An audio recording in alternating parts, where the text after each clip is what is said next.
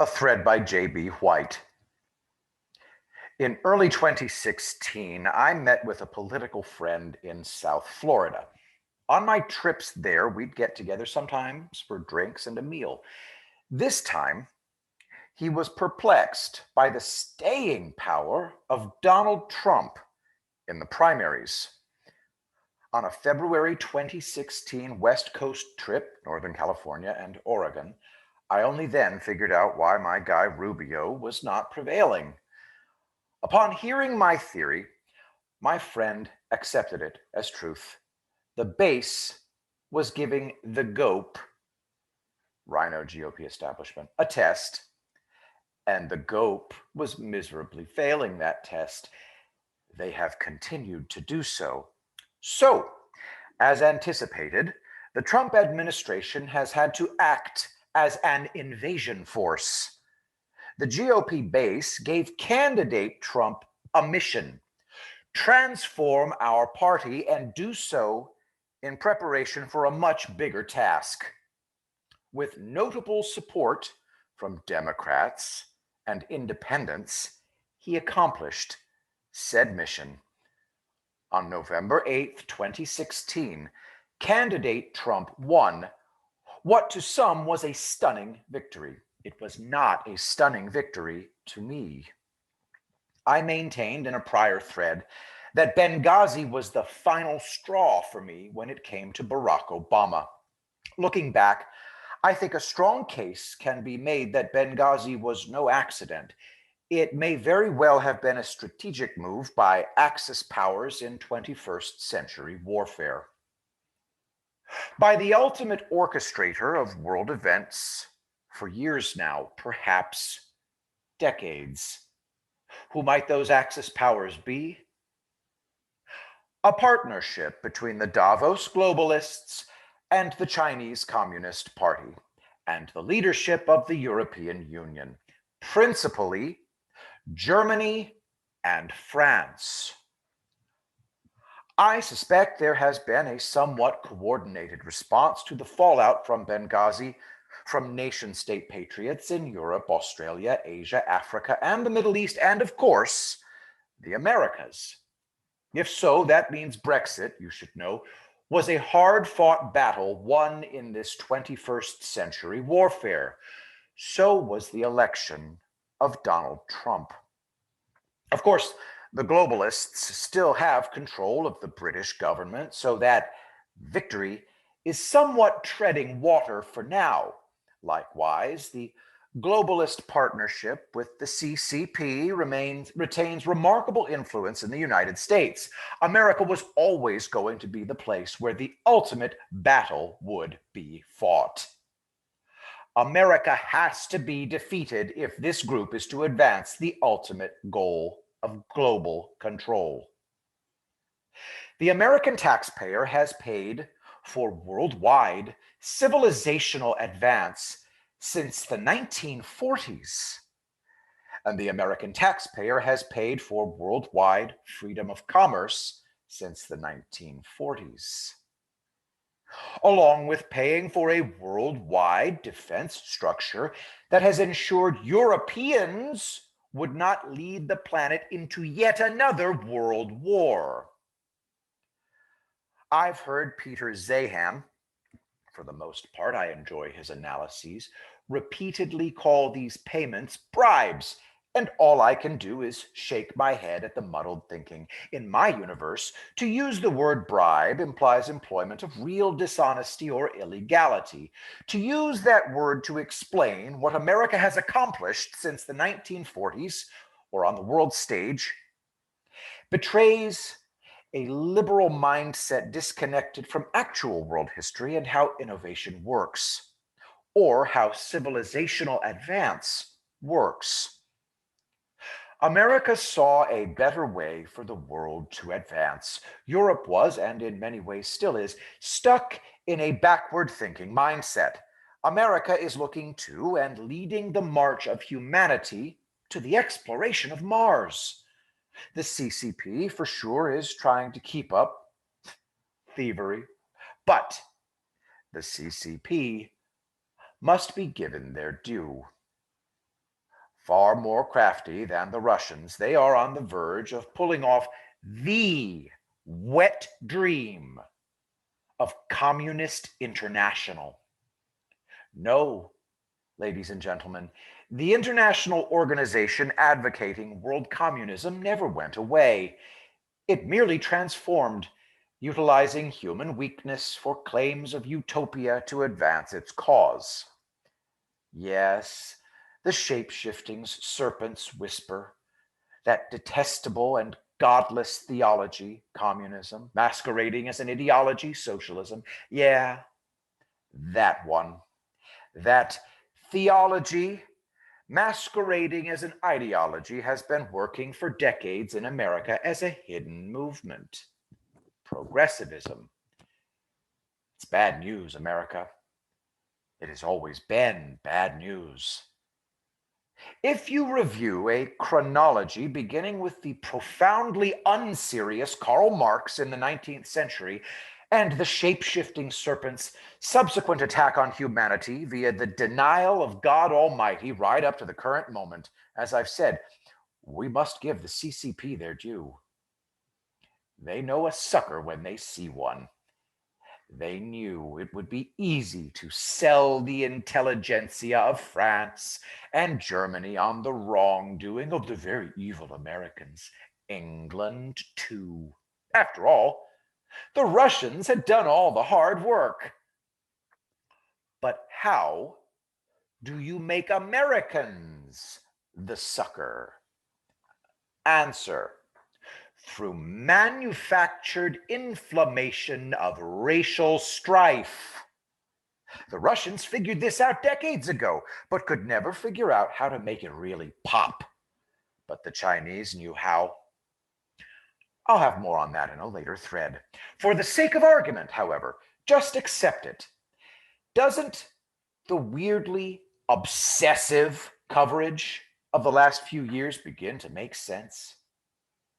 Doesn't the weird worldwide concern for George Floyd and the parallel Black Lives Matter protests begin to make sense? Oh, yes, of course it does. In steps Donald Trump out of the shadows into this 21st century war. Campaign announcement and his first term. He's fully aware we're in a war. We must win.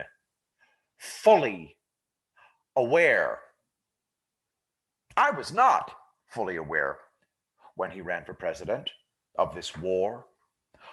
Most of America wasn't, nor was most of Western civilization. Donald Trump has been the needed tonic to snap us all out of our fat and happy slumber. Because of his awareness, General Flynn and others throughout the entirety of his first term, the Trump admin has been secretly giving significant elements of our branches of government and agencies very real tests. Significant elements of them all have failed their tests.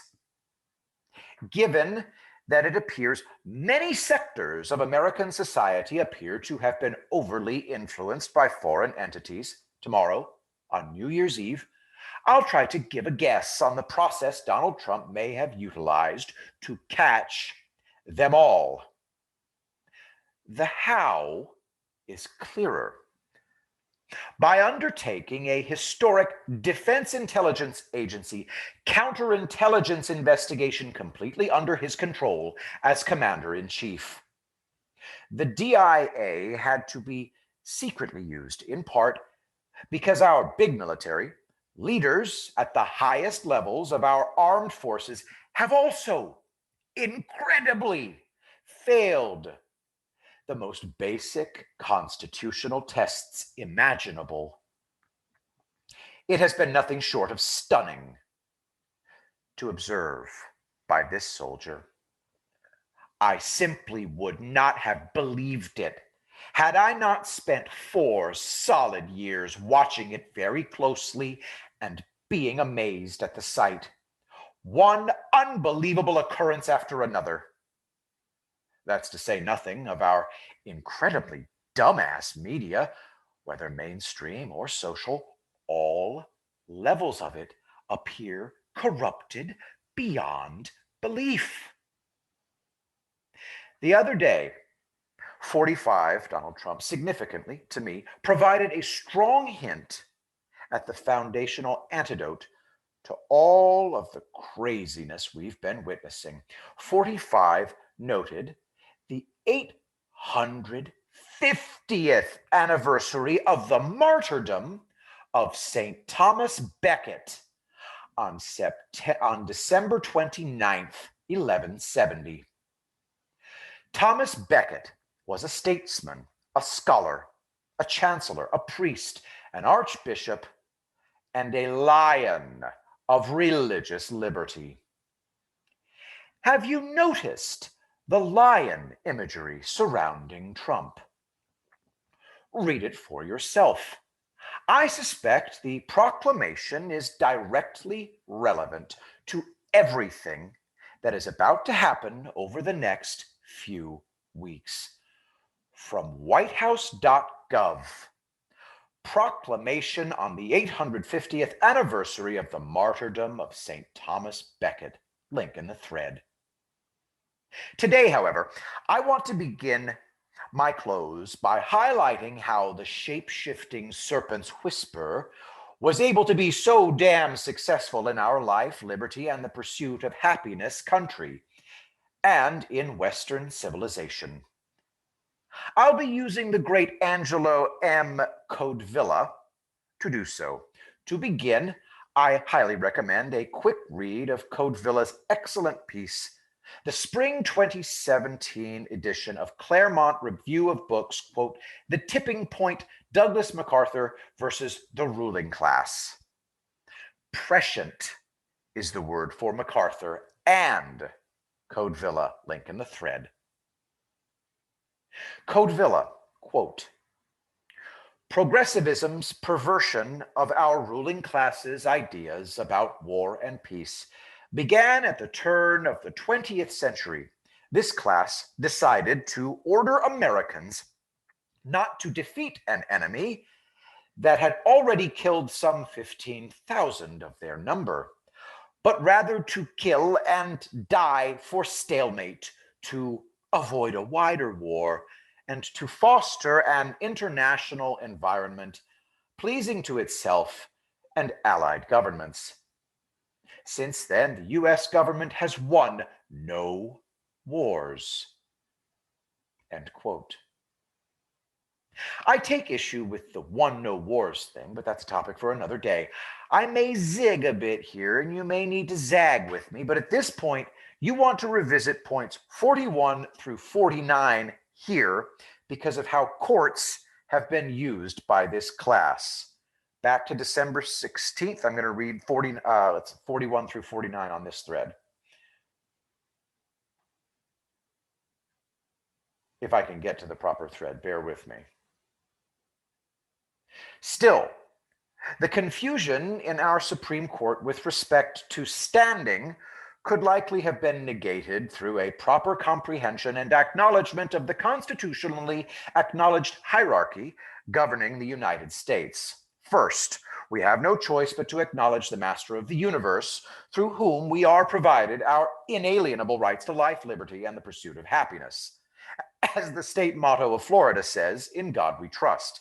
Second, it is from this acknowledged subjugation, not to crown or government, but to God Almighty, working in concert with the First Amendment Establishment Clause and the First Amendment Free Exercise Clause, that the next element of our hierarchy comes into play. Third, here stands, you see what I did there, the citizenry of the United States living in the various sovereign states of our nation, for whom the Constitution was created as a tool to keep in check the encroaching power of government. Fourth, the Constitution, as personal contract, mandates that our public servants are beholden to the citizenry of the United States, and all public servants are purposely shackled with a duty to preserve, protect, and defend the Constitution. So, No matter what the shape-shifting serpent whispers in obedience to its communistic master, whether cloaked as precedent or settled science, all innocent American public servants who have fallen prey to the shapeshifter must pay heed. And when an entity such as the Supreme Court forgets who their master is in this realm, we as American citizens are duty bound to remind them that yes, certain branches may be first among equals in certain areas. However, there is only one operational master in this realm: we the people. Here's a friendly reminder to the United States Supreme Court. You start any decision-making, Supreme Court justices, from that vantage point, not your precedents. Back to the thread at hand. If our rights are God-given, and they are, the Constitution mandates it. Does a foreign intelligence services, such as the British GCHQ, an outfit totally in bed with the globalists, have to respect these rights, or must they do so only as allowed by Queen and Parliament? Do the Russian communists, the Chinese communists? No. They don't have to give a damn about our God-given rights. More importantly to me, have all levels of our government become so secular they don't even acknowledge at the outset on any government action that we have God-given rights? Or do they merely mouth the words and concepts? So help me God?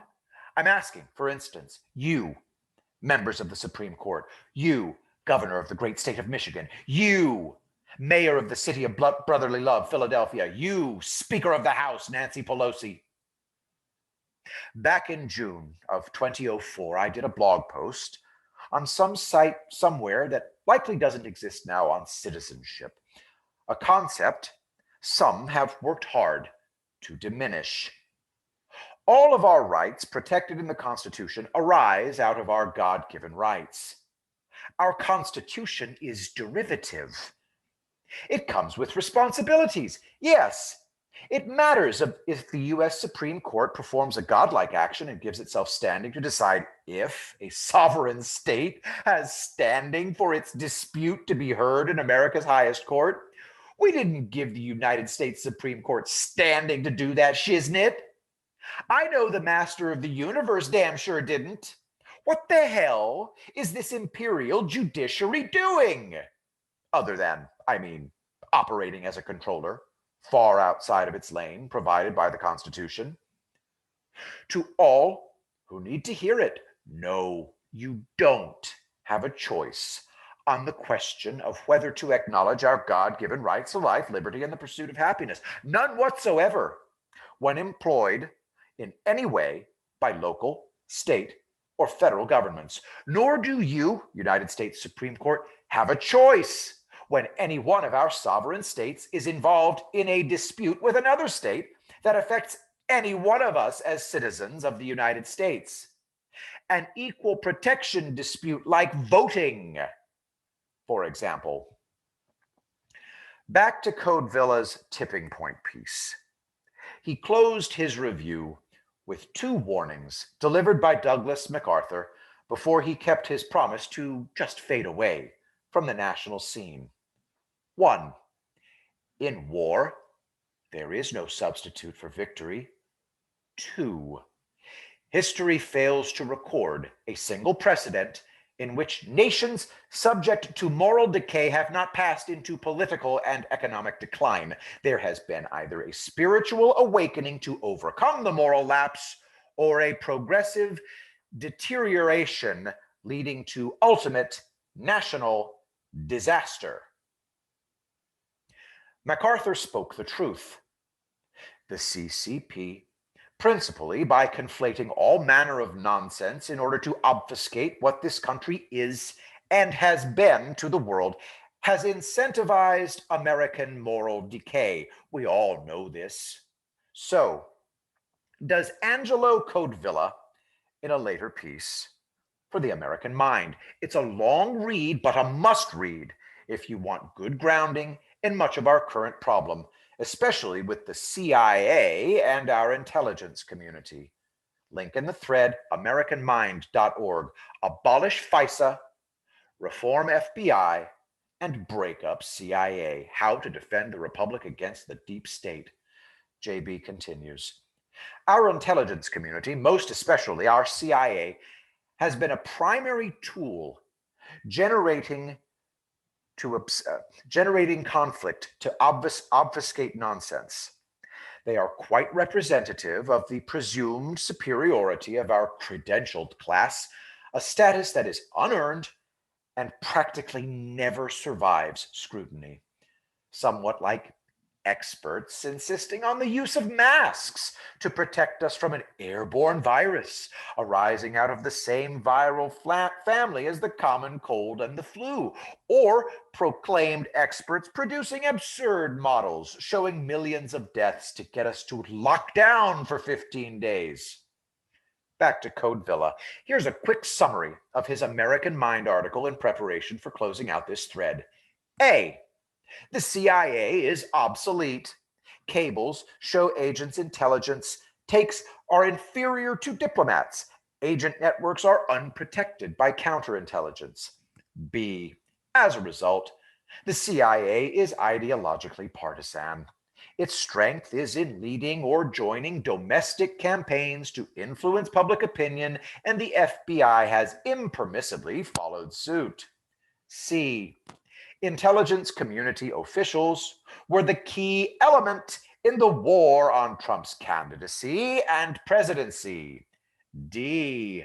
CIA agents gained authorization to electronically surveil Trump and his campaign and defended their bureaucratic interests when they are supposed to be in service to the president, sidelining General Flynn and denying or delaying Trump appointments and security clearances. E. Partisanship produces failure.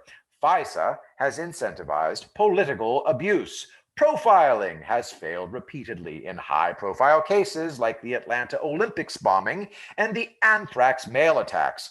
Perjury trapping has become commonplace. F. FISA must be repealed legislatively or through constitutional challenge in court.